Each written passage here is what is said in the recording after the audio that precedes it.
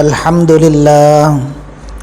لله نحمده ونستعينه ونستغفره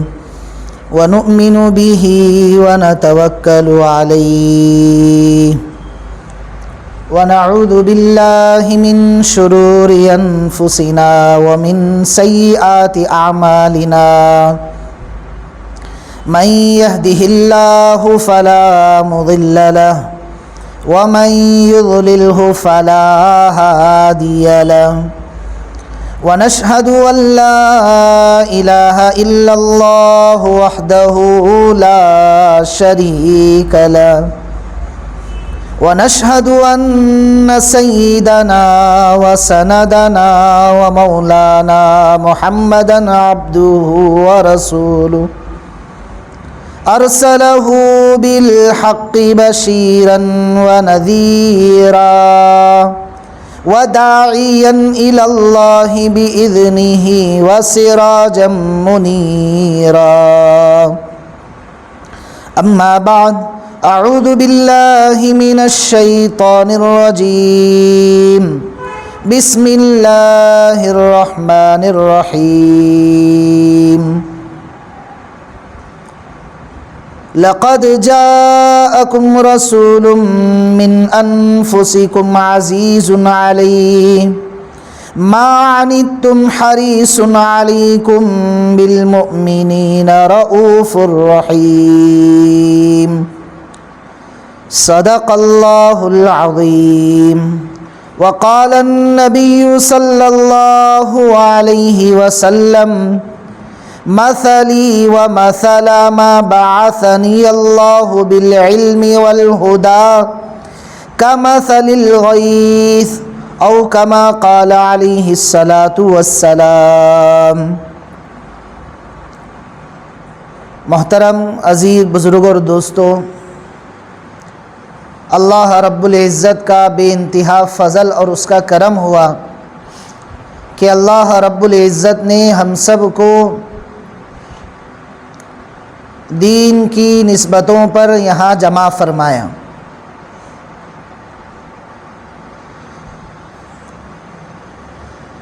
عزیز بزرگوں اور دوستوں، دنیا میں دو طرح کی محنتیں ہوتی ہیں۔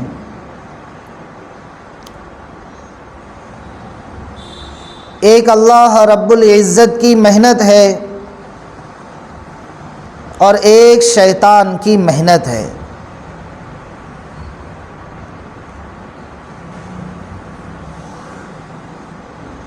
اسی بات کو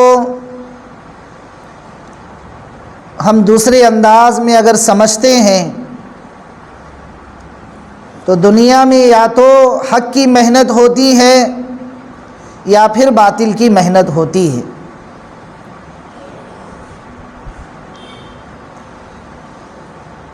ان دونوں محنتوں کے ساتھ اللہ رب العزت نے انسان کو آزمایا ہے، اس کا امتحان لیا ہے، اور اس کے سامنے دونوں راستے رکھے ہیں۔ نیکی کا راستہ بھی دکھلایا ہے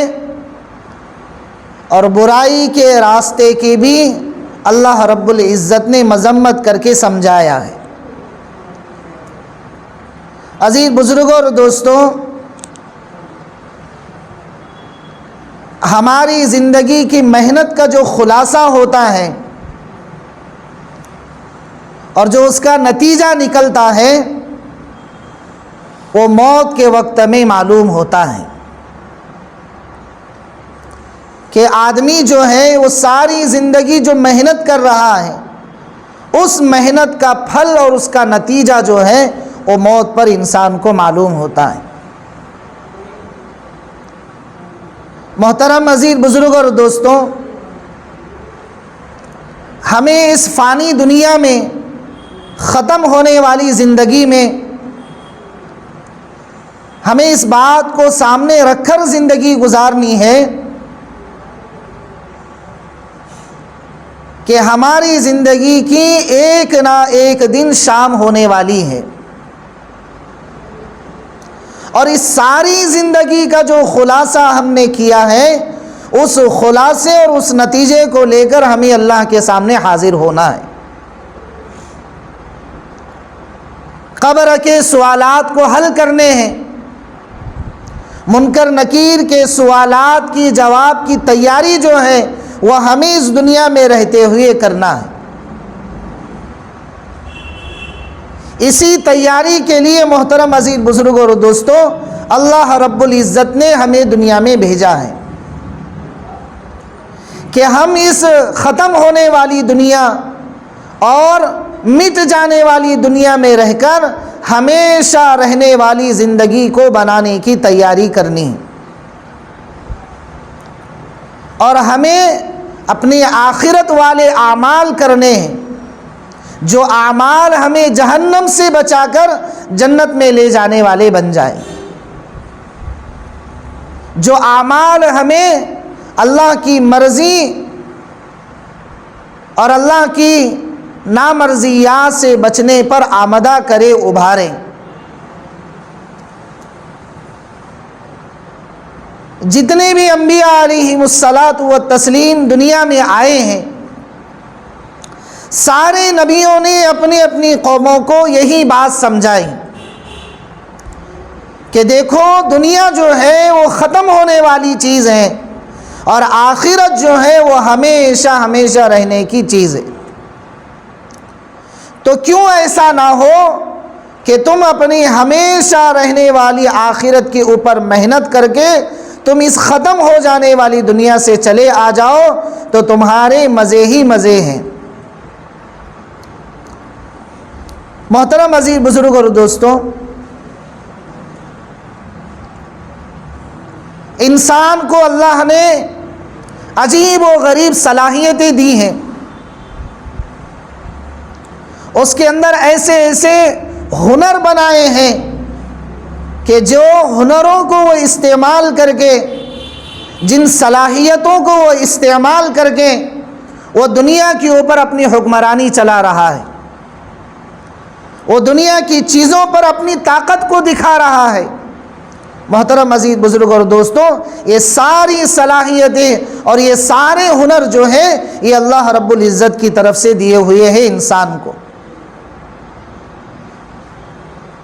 کہ اللہ نے اس چیز کو سوچنے کی، ان چیزوں کو استعمال کرنے کی اور ان چیزوں کو صحیح رخ پر لانے کے لیے اللہ نے انسان کے اندر وہ صلاحیتیں دیں کہ جن صلاحیتوں کو وہ استعمال کر کے کبھی پہاڑ کو تراشتا ہے تو وہاں سے گرینیڈ تیار کر لیتا ہے، کہ وہ جن صلاحیتوں کو استعمال کرتا ہے تو ایک پڑے ہوئے لوہے کو وہ آسمان پر اڑا رہا ہے، کہ اگر وہ اپنی صلاحیتوں پر محنت کرتا ہے تو محترم بزرگ اور دوستوں، وہ ان صلاحیتوں کے ذریعے سے زمین سے خزانے نکال رہا ہے۔ وہ اگر صلاحیتوں کو استعمال کرتا ہے، اپنے ہنر کو استعمال کرتا ہے، تو اپنی ان ہنر اور اس صلاحیت کے ذریعے سے وہ زمین سے پیٹرول نکال رہا ہے۔ اور انسان جب وہ محنت کرنے پر آتا ہے اور اپنی صلاحیتوں کو استعمال کرتا ہے تو محترم عزیز بزرگ اور دوستوں، وہ انہی صلاحیتوں کے ذریعے سے آسمان پر اور چاند پر کمندیں ڈال رہا ہے، اور دنیا میں رہتے رہتے وہ چاند پر جا کر بسنے کی تیاری کر رہا ہے۔ یہ محترم عزیز بزرگ اور دوستوں، یہ سارا کا سارا جو کریڈٹ جاتا ہے یہ اللہ رب العزت ہے، جو انسان کے اندر ان صلاحیتوں کو بنا دیتے ہیں کہ وہ ایک معمولی پتھر کو تراش تراش کر کے ایک ہیرے کی شکل دے دیتا ہے، ایک معمولی مٹی کو محنت کر کے اس مٹی کے ذریعے سے وہ سونا اگاتا ہے، ایک معمولی لوہے پر محنت کر کے وہ اس لوہے کے ذریعے سے ہزاروں قسم کی چیزیں دنیا میں وجود میں لاتا ہے، اور انہی چیزوں کے ذریعے سے وہ آسمان پر چیزوں کو اڑانے والا بن جاتا ہے۔ تو محترم عزیز بزرگ اور دوستوں، کہنے کا مقصد یہ ہے کہ انسان کے اندر اللہ نے عجیب صلاحیتیں رکھی ہیں، لیکن وہ صلاحیتیں اگر نیکی کے راستے سے آ جائے اور نمازوں کے ذریعے سے اس کی زندگی میں آ جائے اور قرآن کریم کی تلاوت کے ذریعے سے وہ صلاحیتیں لگ جائیں، تو محترم بزرگ اور دوستوں، اس انسان کی، اس مسلمان کی دنیا بھی اچھی بن جاتی ہے اور آخرت بھی انشاءاللہ اللہ تعالیٰ بنا دیں گے۔ لیکن ضرورت اس بات کی ہے کہ انسان ان صلاحیتوں کو نیکی کے راستے سے لیے، برائی کے راستے پر نہ چلے۔ اسی لیے اللہ کے نبی صلی اللہ علیہ وسلم نے سچائی کی اتنی بڑی تعریف کی کہ دوسرے مذاہب، دوسری قوموں کے یہاں اتنی بڑی سچائی کی تعریف نہیں ملتی،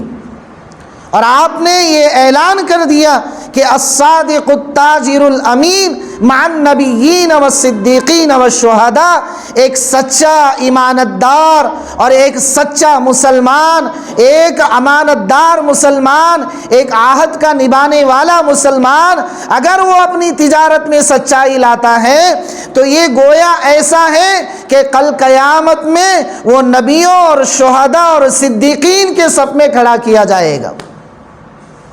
کتنا بڑا مقام اللہ کے نبی صلی اللہ علیہ وسلم نے دیا۔ یہ محترم عزیز بزرگ اور دوستوں، کہنے کا مقصد یہ ہے کہ انسان کے اندر اللہ نے عجیب و غریب صلاحیتیں رکھی ہیں، اگر وہ صلاحیتیں دین پر استعمال ہو جاتی ہیں اور وہ ایمان والا بھائی، وہ مسلمان بھائی، اگر اس کی صلاحیتیں دین کے راستے پر لگ جاتی ہیں، نیکی کے ماحول کو پیدا کرنے میں لگ جاتی ہیں، تو محترم عزیز بزرگ اور دوستوں، پھر اللہ رب العزت نے اس کے ساتھ میں جو وعدے کیے ہیں، اللہ کے نبی صلی اللہ علیہ وسلم نے جن بشارتوں کا اعلان کیا ہے اور خوشخبریاں سنائی ہیں، وہ انشاءاللہ سچ مچ ثابت ہو جائے گی۔ لیکن ضرورت اس بات کی ہے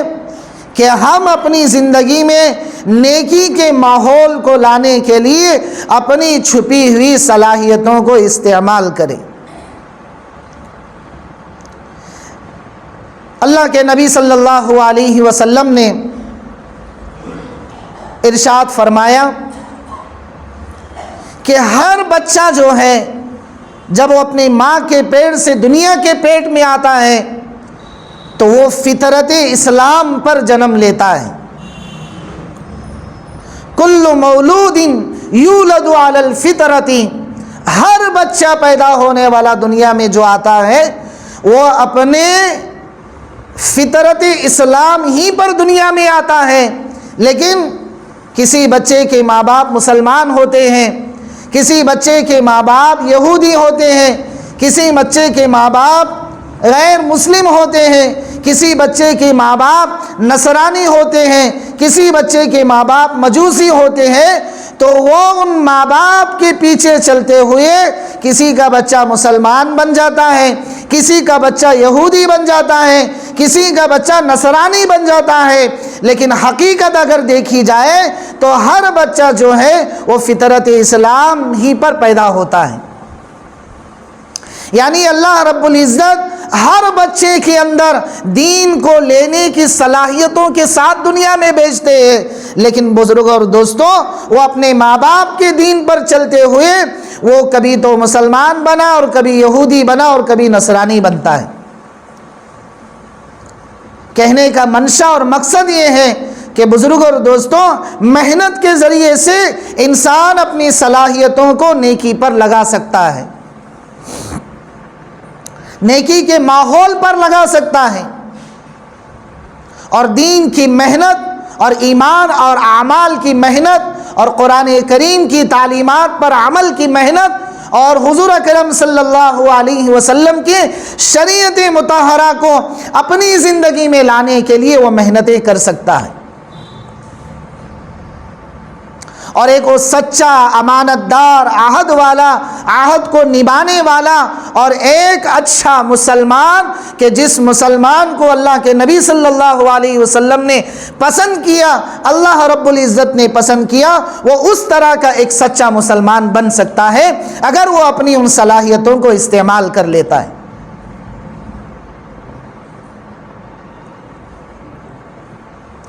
اس لیے محترم عزیز بزرگ اور دوستوں،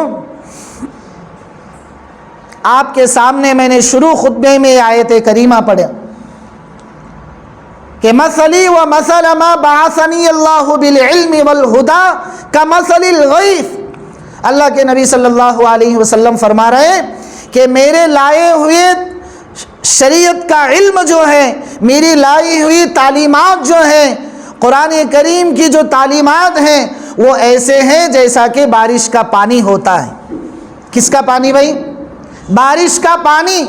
اب بارش کے پانی کے ساتھ اللہ کے نبی صلی اللہ علیہ وسلم اپنی لائے ہوئے علم، اپنی لائے ہوئے شریعت کی مثال دے رہے ہیں۔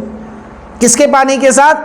بارش کے پانی کے ساتھ۔ کیوں؟ کیونکہ جب بارش کا پانی دنیا میں اترتا ہے تو وہ ہر کچے پکے مکان پر برستا ہے، وہ ہر امیر غریب، ہر دیانتدار، مسلمان، غیر مسلم، یہودی، عیسائی، سکھ، سب پر اللہ رب العزت آسمان کا پانی برساتے ہیں۔ اسی طریقے سے اللہ کے نبی صلی اللہ علیہ وسلم یہ فرما رہے کہ میرا لایا ہوا علم، میری لائی ہوئی شریعت، میرے لائے ہوئے طور اور طریقے یہ ایسے ہیں کہ جو بندہ اس سے جڑ جاتا ہے وہ ہمیشہ ہمیشہ کی زندگی پر اور ہمیشہ کی کامیابی کے ساتھ جڑ جاتا ہے، وہ کبھی ناکامی کے ساتھ نہیں جڑتا ہے، کبھی وہ دھوکہ دینے والی دنیا کے پیچھے نہیں جڑتا ہے، بلکہ وہ وفا کرنے والی، عہد کو نبھانے والی دنیا کے ساتھ جڑ جاتا ہے۔ میرے لایا ہوا علم، میری لائی ہوئی شریعت اتنی پاکیزہ ہے۔ تو عزیز بزرگ اور دوستوں، میں نے جیسے شروع میں کہا کہ اللہ کے نبی صلی اللہ علیہ وسلم ہمیں یہ حقیقت سمجھانا چاہتے ہیں کہ دنیا کی جو چند روزہ زندگی ہے وہ ایک نہ ایک دن ختم ہونے والی ہے، اور ہمیشہ ہمیشہ کی جو زندگی ہے وہ آخرت کی زندگی ہے، موت کے بعد کی زندگی ہے۔ اس لیے بزرگ اور دوستوں، ہمیں دنیا میں رہ کر اپنی آخرت کی تیاری کرنی ہے۔ موت کے بعد کی جو زندگی ہے اس زندگی کے بنانے کی تیاری ہمیں دنیا میں رہتے ہوئے کرنا ہے۔ اس کے لیے کوئی دوسرا موقع نہیں ہے، اس کے لیے دوسرا کوئی چانس نہیں ہے، بلکہ دوسرا موقع اور دوسرا چانس جو ہے وہ یہی دنیا کی زندگی ہے۔ اسی لیے اللہ کے نبی صلی اللہ علیہ وسلم نے فرمایا میری امت کی عمریں جو ہے وہ 60 سال 70 سال کے درمیان گھومتی رہے گی، اور اگر اس سے آگے کوئی چلا جاتا ہے، اس سے آگے کی زندگی اگر کوئی پاتا ہے تو وہ اس کی خوش نصیبی کی بات ہوتی ہے، وہ اس کی مقدر کی بات ہوتی ہے۔ تو بزرگوں اور دوستوں، جب اللہ کے نبی صلی اللہ علیہ وسلم نے ہمیں اشاروں میں یہ باتیں سمجھا دیے ہیں تو ہمیں یہ بات حقیقت سمجھ لینی چاہیے کہ دنیا کی جو زندگی ہے وہ بہت کم ہے آخرت کی زندگی کے مقابلے میں، اور آخرت کی جو زندگی ہے، موت کے بعد کی جو زندگی ہے وہ ہمیشہ ہمیشہ کی زندگی ہے، وہاں جو ہے کبھی موت آنے والے نہیں۔ اسی لیے کل قیامت کے دن جب اللہ رب العزت موت کو دمبے کی شکل میں لائیں گے،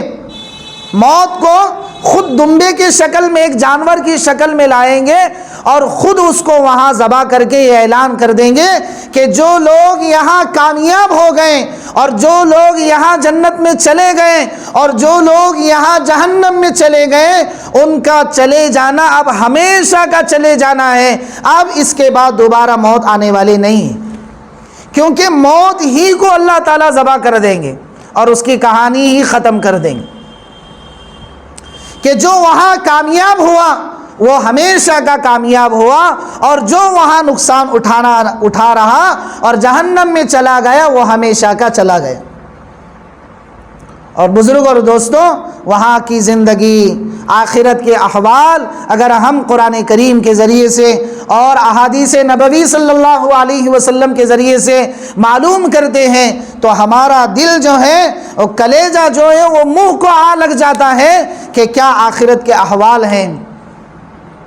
اسی لیے اللہ کے نبی صلی اللہ علیہ وسلم نے فرمایا ایک جہنمی کو جب اللہ رب العزت جہنم میں ڈالیں گے تو تو 60 سال تک وہ یہی چلاتا رہے گا کہ اللہ رب العزت مجھے معاف کر دے، مجھے معاف کر دے، مجھے معاف کر دیں گے۔ تو جو جہنم کے داروغہ ہیں، یعنی جن کے پاس جہنم کے دروازوں کی چابی ہیں، وہ مالک کہیں گے کہ یار خاموش ہو جا، کتنا چلائے گا؟ وہ کہے گا بیچارہ میں 60 سال سے پکار رہا ہوں، کیوں میری فریاد سنی نہیں جاتی؟ اس وقت وہ فرشتے عرض کریں گے کہ کیا کریں؟ جو رحمان ہے، رحیم ہے، جن کی رحمت کے اور جن کی کریمی کے دنیا میں تمہارے سامنے مشاہدے ہوتے رہے، تم اسی کی بغاوت کر کے چلے آئے ہو۔ وہ رحمان و رحیم تم سے ناراض ہو کر تمہاری بات کو سننے کے لیے تیار نہیں۔ حدیث پاک میں آتا ہے کہ اس موقع پر اللہ رب العزت 70 سال کے بعد جواب دیں گے۔ کتنے سال؟ 70 سال کے بعد ریٹن جواب آئے گا۔ کیا؟ ہاں بھائی کیا ہوا ہے، کیوں چلا رہے ہو پڑے پڑے؟ تو وہ کہے گا یا ارحم الراحمین، اے رحم کرنے والوں میں سب سے زیادہ رحم کرنے والے، ہمارے حال پر رحم فرما،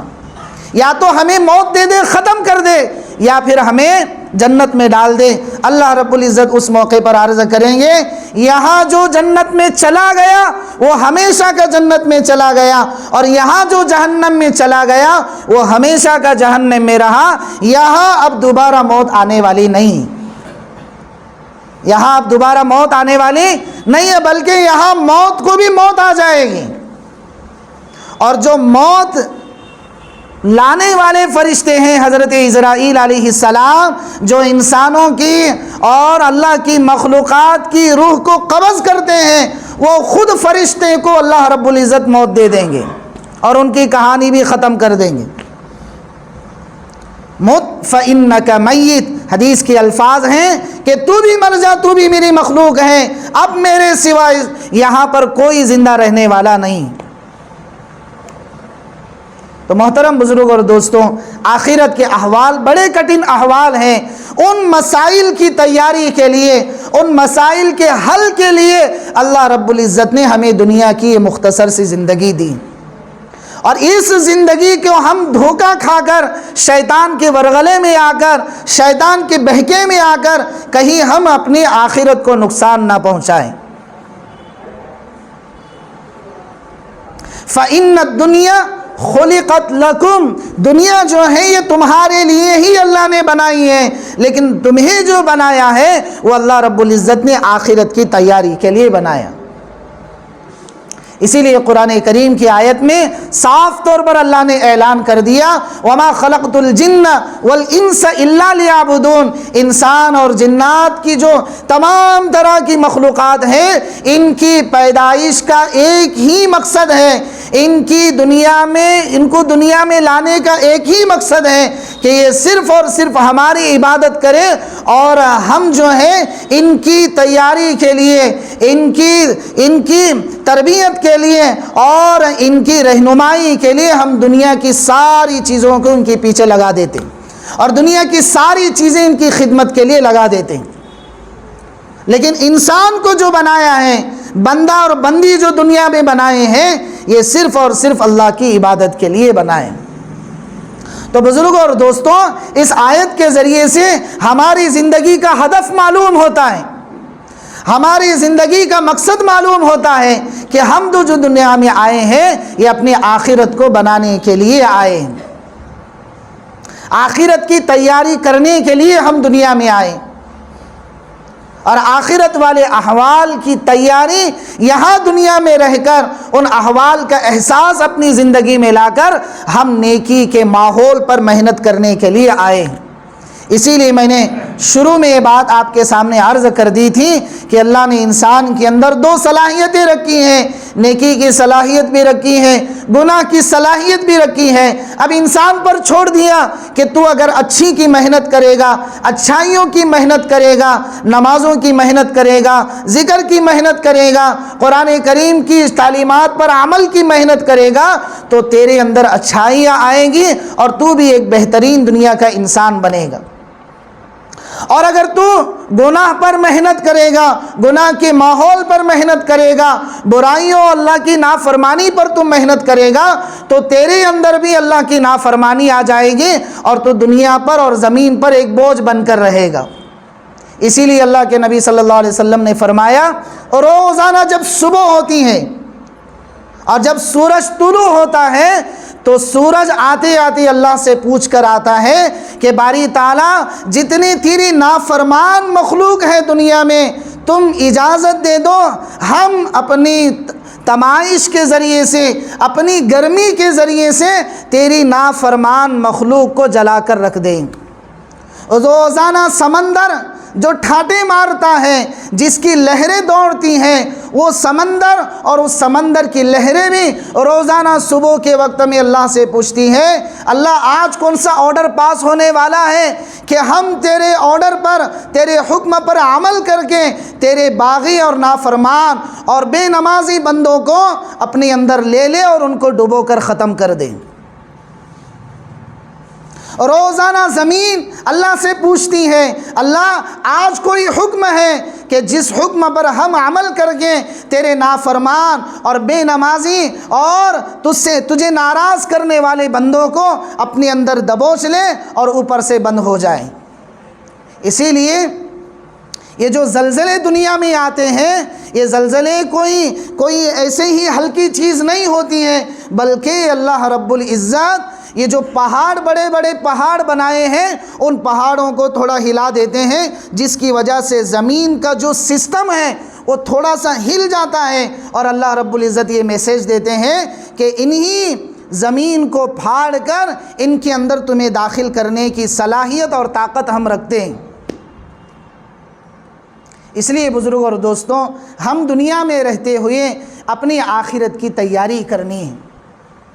ہم دنیا میں رہتے ہوئے اپنے آخرت کو بنانے کی اور آخرت والے اعمال کو بنانے کی ہمیں تیاری کرنی ہے۔ نفس، شیطان انسان کے ساتھ میں ہمیشہ لگا ہوا ہے، اسی لیے اللہ کے نبی صلی اللہ علیہ وسلم نے فرمایا کہ انسان کے جسم میں شیطان ایسے دوڑتا ہے کہ جیسے انسان کے جسم میں خون دوڑتا ہے،